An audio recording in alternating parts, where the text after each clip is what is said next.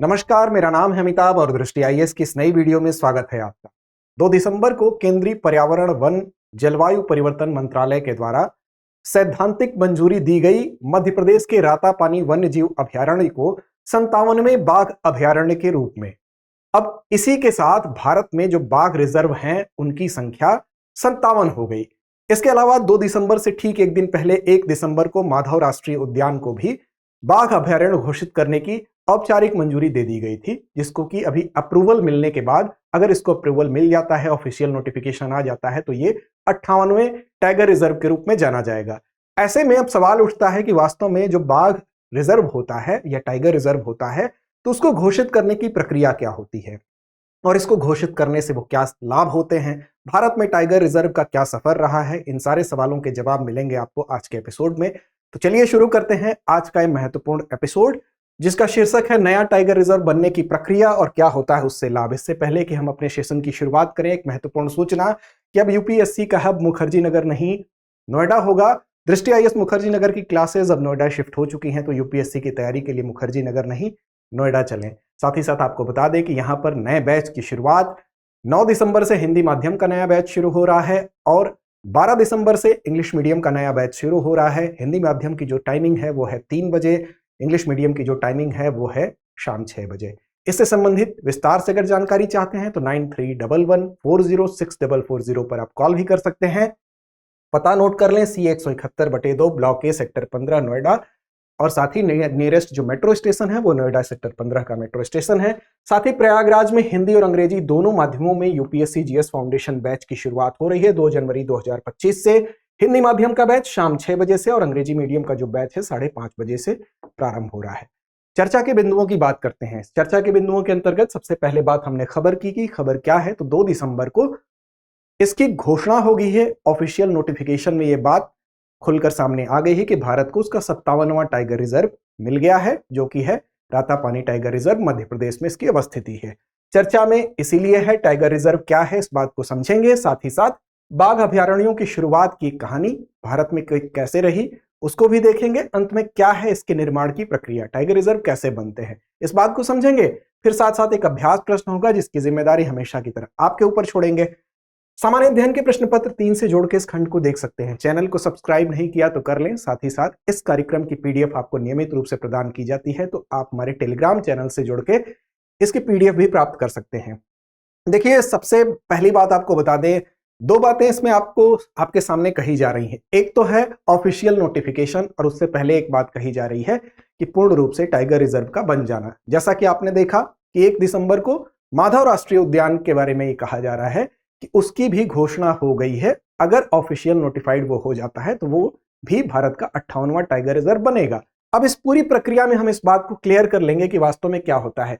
बात खबर की कर लें। With Ratapani in MP declared India's latest tiger reserve, तो फिलहाल लेटेस्ट यही है, all about the protected areas. अब जो प्रोटेक्टेड एरिया होता है उसके बारे में हम समझने की कोशिश करते हैं इसी खबर के आलोक में। देखिए, टाइगर रिजर्व क्या होता है।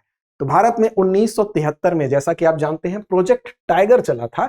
इसी के तहत जितने भी भारत में बाघ हैं, टाइगर हैं, उनको संरक्षित करने के लिए एक विशेष संरक्षित क्षेत्र के तौर पर इसकी शुरुआत की गई। अब जानते हैं इसके पीछे उद्देश्य क्या है। उद्देश्य यही है कि उस दौर में जो टाइगर्स थे उनका तेजी से पतन हो रहा था, शिकार हो रहा था, कुछ मानवीय गतिविधियां बढ़ रही थी जिसकी वजह से उनकी संख्या प्रभावित हो रही थी। तो कैसे इन बाघों को उनके आवासों में संरक्षित रखा जाए ताकि इनकी संख्या प्रभावित न हो, इस वजह से शुरू किया गया बाघों के संरक्षण के लिहाज से, ताकि बाघों की सुरक्षा भी हो सके, जैव विविधता को भी बरकरार रखा जा सके और पारिस्थितिक संतुलन भी बना रहे। इन सभी लक्ष्यों के वजह से इसकी शुरुआत हुई।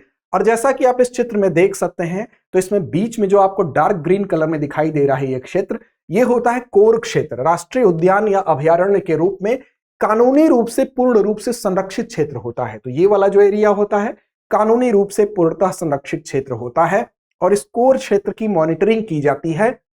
यहां पर किसी प्रकार की गतिविधि जो है वो निषिद्ध होती है। दूसरा, आप देख रहे हैं इसके बाहर जो हल्के हरे कलर में ये वाला जो एरिया दिखाई दे रहा है, इसको कहते हैं बफर क्षेत्र।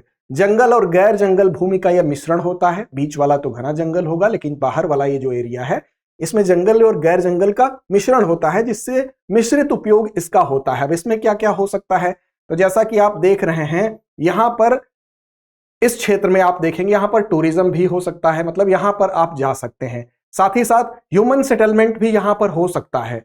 साथ ही साथ ये आप जो गतिविधि देख रहे हैं इसके तौर पर एजुकेशन और ट्रेनिंग के लिए यहां पर इस्तेमाल हो सकता है, लेकिन एक विशेष नियमों से ये आच्छादित क्षेत्र भी ये भी होता है। इसके बाहर का जो एरिया आप देख रहे हैं, सबसे बाहर वाला जो एरिया होता है ये आपका ट्रांजिशन एरिया होता है, सबसे बाहर का जो फेज है। और यहां पर आप देख सकते हैं कि यहां पर तमाम गतिविधियां जैसे ह्यूमन सेटलमेंट भी हो सकता है, यहां पर टूरिज्म भी हो सकता है, ये सारी चीजें यहां पर हो सकती हैं। तो बाहर का एरिया एक तरह से यहां पर गतिविधियों पर बहुत ज्यादा नियंत्रण नहीं होता है। अब वर्तमान स्थिति अगर आप देखेंगे तो भारत में कुल 57 टाइगर रिजर्व हो गए हैं इस नए रातापानी टाइगर रिजर्व की घोषणा के साथ। अगर माधव राष्ट्रीय उद्यान जो है वो भी टाइगर रिजर्व बनता है तो वह 58वां बन जाएगा। कुल क्षेत्रफल की बात कर लें तो 82,000 वर्ग किलोमीटर कुल क्षेत्रफल अगर है ये कवर करते हैं, और भारत के भौगोलिक क्षेत्र का लगभग 2.3% जो है वो टाइगर रिजर्व पूरे एरिया को कवर कर रहा है। अब ऐसे देश में भारत के पूरे भौगोलिक क्षेत्र में 2.3% वो एरिया है जहां पर टाइगर रिजर्व, भारत के जितने भी टाइगर रिजर्व हैं वो इस एरिया को कवर कर रहे हैं। बाघों की संख्या और ट्रैकिंग की गणना की अगर बात करें तो एनटीसीए अर्थात राष्ट्रीय बाघ संरक्षण प्राधिकरण जो है वो हर 4 साल में इनकी गणना का काम करता है। एक एस्टिमेशन जिसको कि ऑल इंडिया टाइगर एस्टिमेशन कहते हैं, उसके आधार पर इनकी गणना करता है, इनका आकलन करता है कि वर्तमान में भारत में इनकी संख्या कितनी है। 2022 की रिपोर्ट कहती है कि भारत में बाघों की न्यूनतम संख्या 3167 है, वहीं 23 की जो रिपोर्ट है उसके आधार पर 3682 संख्या बताई गई है। तो दोनों अलग अलग रिपोर्ट की बात है, तो ये दोनों संख्या ही आप याद रखेंगे, किसी प्रकार का कंफ्यूजन नहीं पालेंगे। विश्व के जंगली बाघों का 70% से अधिक आबादी भारत में है, ये बात ये तथ्य है, आपको याद रखना है। अब देखिए कैसे हुई बाघ अभयारण्य की शुरुआत। देखिए 20वीं सदी जब थी तो 20वीं सदी के मध्य में आते आते बाघों की आबादी गिर रही थी। उसका मुख्य कारण था कि उनका शिकार किया जा रहा था, मानवीय गतिविधियां उनके क्षेत्रों में बढ़ रही थी, जिससे कि जो बाघों का आवास है उसमें कमी आ रही थी। आप जानते हैं कि ये घने जंगल में रहते हैं, अगर जंगल कटेंगे तो बाघों का आवास प्रभावित होगा। साथ ही साथ अन्य मानवीय गतिविधियों की वजह से आजादी के बाद विशेष रूप से आप देखेंगे बाघों की संख्या में तेजी से गिरावट होने लगी। अब ऐसी दशा में एक चिंता स्वाभाविक थी। उस चिंता के प्रति भारतीय सरकार कह लें या लोगों को कह लें जागरूक हुए और उसकी दिशा में प्रयास हुआ। प्रारंभिक संरक्षण का प्रयास 1969 में आपको दिखाई दे रहा है, जहां पर कि भारत सरकार ने बाघों सहित जो जंगली बिल्लियां हैं उनके खाल के निर्यात पर प्रतिबंध लगाया। जाहिर सी बात है कि इनके खालों का व्यापार होता था, इस वजह से भी इनका शिकार होता था। तो इस गतिविधि पर पहला जो निषेध हम कह सकते हैं 1969 में लगाया गया। उसके बाद प्रोजेक्ट टाइगर की शुरुआत के लिए एक योजना बनाई गई। इस योजना की शुरुआत कैसे होती है तो भारतीय वन्यजीव बोर्ड जो है IBWL में 11 सदस्यीय टास्क फोर्स बनाया गया और इस टास्क फोर्स को जिम्मेदारी सौंपी गई। फिर क्या हुआ, इसका उद्देश्य क्या था, तो बाघ संरक्षण के लिए व्यापक रणनीति बनाना इसका उद्देश्य था। अब इस टास्क फोर्स ने अपना काम करना शुरू किया और इसने अपनी अंतिम रिपोर्ट सौंपी अगस्त 1972 में। टास्क फोर्स ने अपनी रिपोर्ट प्रस्तुत की, जिस रिपोर्ट में यह सिफारिश की गई थी कि भारत में 8 बाघ वनों को प्रोजेक्ट टाइगर में शामिल किया जाए। अब इस तरह से प्रोजेक्ट टाइगर की शुरुआत होती है और 1 तारीख आप देख लें 1 अप्रैल 1973 को प्रोजेक्ट टाइगर को शुरू किया जाता है। स्थान भी देख लें, जिम कॉर्बेट टाइगर रिजर्व जो है उत्तराखंड से इसकी शुरुआत होती है। इसमें उस वक्त आप देखेंगे तो 9 बाघ अभयारण्य फिलहाल शुरुआती दौर में इसमें सम्मिलित थे। इनका नाम यहां पर दिया गया है, स्क्रीनशॉट ले सकते हैं, देख सकते हैं। अब इसी के साथ भारत में टाइगर रिजर्व, प्रोजेक्ट टाइगर के तहत जो टाइगर रिजर्व है उनकी शुरुआत होती है। ये शुरुआत की कहानी है। अब उस प्रोसेस को समझते हैं कि वास्तव में कैसे बनाया जाता है टाइगर रिजर्व, उसके लिए वो प्रक्रिया क्या अपनाई जाती है। तो देखिए सबसे पहले तो बाघों के रहने के लिए, किसी भी व्यक्ति के रहने के लिए, उसके रहने के लिए जो आवश्यक दशाएं होती हैं उसके अनुकूल है कि नहीं। तो सबसे पहले ऐसे क्षेत्र को चिन्हित किया जाता है, उस क्षेत्र की पहचान की जाती है जहां पर बाघों की व्यवहार्य आबादी, उपयुक्त आवास, उनके लिए उपयुक्त आवास हो, मतलब बाघ वहां रह रहे हों, उनके रहने लायक वो सिचुएशन है। तो ऐसे क्षेत्रों को सबसे पहले चिन्हित किया जाता है। जैसे उदाहरण के तौर पर अभी मध्य प्रदेश में आप देखें रातापानी को अगर चिन्हित किया गया है तो इस क्षेत्र में बाघों की अच्छी संख्या है और उपयुक्त मात्रा में जंगल है, अर्थात उनके आवास के लायक वो क्षेत्र भी है और उनकी संख्या भी है। इसका मतलब है कि आसानी से उनके अनुकूल वो माहौल है जहां वो रह रहे हैं। तो इस क्षेत्र का पहले चयन कर लिया गया, चिन्हित कर लिया गया कि नहीं यहां पर बाघों की संख्या है। इसके बाद दूसरे चरण में क्या होता है कि पारिस्थितिकीय आकलन किया जाता है और यह देखा जाता है कि उस क्षेत्र की क्षमता क्या है, उस क्षमता का अध्ययन किया जाता है। क्षमता का मतलब कि अगर बाघ रहेगा तो बाघ के लिए क्या वहां पर पर्याप्त भोजन है कि नहीं, तो बाघ जिन चीजों पर आश्रित होता है, आप जानते हैं कि बाघों को खाने के लिए क्या चाहिए, शिकार चाहिए, और शिकार उनका हिरण और सांभर जैसे जीव जंतु होते हैं। तो अब इनकी उपलब्धता को देखा जाएगा, साथ ही साथ वनस्पति वहां पर पर्याप्त मात्रा में है कि नहीं, ताकि बाघों के रहने के लिए, छिपने के लिए वहां पर स्थान है कि नहीं। फिर इस बात को देखा जाएगा कि जंगलों की मात्रा कितनी है, फिर उस क्षेत्र की क्षमता क्या है। ऐसा तो नहीं कि अगर जंगल है लेकिन वो छोटे एरिया में है, तो हो सकता है कि वो उनकी क्षमता आने वाले समय में सीमित हो सकती है, तो उसकी क्षमता भी देखा जाएगा कि लंबे समय तक रहने के लिए और सहारा देने के लिए कैपेबिलिटी उस एरिया में है या नहीं है। इन सारी बातों को देखने के बाद एक विस्तृत रूप से प्रस्ताव तैयार किया जाएगा, और यह प्रस्ताव कौन तैयार करेगा, तो यह तैयार करेगी वो राज्य सरकार जिस राज्य में इस स्थान का चयन किया जाएगा। जैसे मध्य प्रदेश में अगर चिन्हित किया गया है, रातापानी को लिस्टेड ये हुआ है, तो मध्य प्रदेश की सरकार ने इन सारी बातों के आधार पर इस क्षेत्र को चयन किया होगा और प्रस्ताव तैयार किया होगा। फिर जब यह प्रस्ताव तैयार हो जाता है, तब एनटीसीए को यह प्रस्ताव राज्य सरकार भेजेगी। अब प्रस्ताव पहुंच जाता है एनटीसीए के पास। अब एनटीसीए क्या करेगी, राष्ट्रीय बाघ संरक्षण प्राधिकरण क्या करेगा कि राज्य सरकार के प्रस्ताव की जांच करेगा, वो उसके हर पहलू को देखेगा, वो अपने स्तर से अपनी जांच करेगा। उस बात की अगर पुष्टि होती है, सारे तथ्य सही पाए जाते हैं, तो उसके बाद केंद्रीय पर्यावरण, वन और जलवायु परिवर्तन जो मंत्रालय है, उसके पास वो इसको अग्रेषित करेगा, उसके पास इसको भेज देगा। अब ये मामला पहुंच जाता है कहां पर, केंद्रीय पर्यावरण, वन और जलवायु परिवर्तन मंत्रालय के पास। अब यहां से अगर सारी चीजें अगर सही पाई गई, तो प्रारंभिक एक अधिसूचना यहां पर जारी की जाएगी। राज्य सरकार वन्यजीव संरक्षण अधिनियम 1972 के तहत क्षेत्र को बाघ अभयारण्य घोषित करने की पहली अधिसूचना जारी कर देगा। इसके बाद जनता की आपत्तियों या सुझाव को फिर से मांगा जाएगा। फिर जनता की अगर इस पर कुछ आपत्तियां हैं या जो भी सुझाव हैं, अब उनको लिया जाएगा, और उसके बाद फिर धारा 38V के तहत अंतिम अधिसूचना जारी होगी, जो कि राज्य सरकार इसमें संशोधन करेगी, और उसके बाद जो फाइनली नोटिफाइड होगा, उसके बाद फिर से अंतिम रूप से इस क्षेत्र को औपचारिक रूप से बाघ अभयारण्य घोषित कर दिया जाता है। तो ये पूरी की पूरी प्रक्रिया होती है। अब किसी भी क्षेत्र को बाघ अभयारण्य घोषित करने के पीछे क्या उससे लाभ होते हैं, तो देखिए, कोई भी पारिस्थितिक तंत्र है, उसको बनाए रखने के लिए, चाहे वहां पर जंगल है, चाहे वहां पर घास है, चाहे वहां पर पौधे हैं, वहां पर बाघ की जहां तक बात है, तो बाघ के अंदर यह खासियत है कि बाघ को कीस्टोन प्रजाति के रूप में जाना जाता है। कीस्टोन प्रजाति वो प्रजाति होती है जो कि उस पूरे पारिस्थितिक तंत्र में संतुलन बनाए रखने के लिए उसकी उपस्थिति आवश्यक होती है। अगर वो प्रभावित होगी तो अन्य जीव जंतु और पारिस्थितिक तंत्र का स्वास्थ्य भी प्रभावित होता है।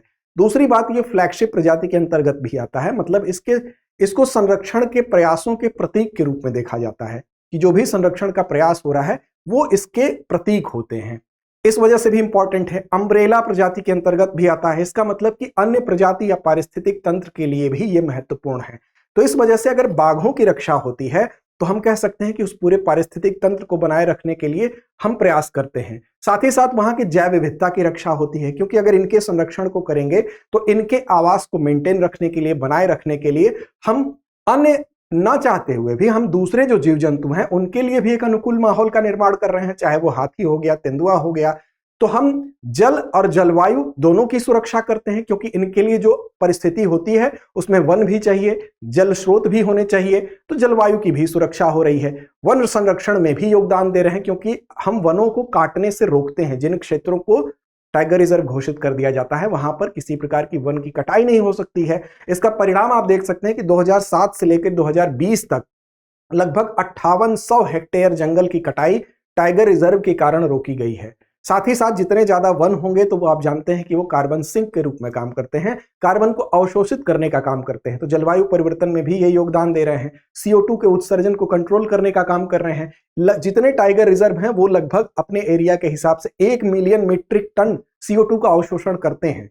साथ ही साथ बाघों का संरक्षण अगर होगा तो उनके लिए संसाधन आवंटित किए जाएंगे, उनके आवासों की रक्षा की जाएगी और उनके लिए वित्तीय सहायता भी दी जाएगी। तो ये सारे प्रयास हम कह सकते हैं कि जैव विविधता की भी रक्षा करेंगे, पारिस्थितिक तंत्र को भी सुरक्षित रखेंगे। और सिर्फ बाघों की सुरक्षा इसके माध्यम से नहीं होती है, बल्कि संपूर्ण पारिस्थितिक तंत्र की सुरक्षा होती है। और बाघ चूंकि कीस्टोन प्रजाति है, फ्लैगशिप प्रजाति है, अम्ब्रेला प्रजाति है, तो इसके कल्याण में अन्य जीव जंतुओं और पारिस्थितिक तंत्र का संतुलन निहित होता है। इसलिए बाघ रिजर्व या टाइगर रिजर्व इंपॉर्टेंट होता है। इससे पहले अभ्यास प्रश्न की तरफ चलें।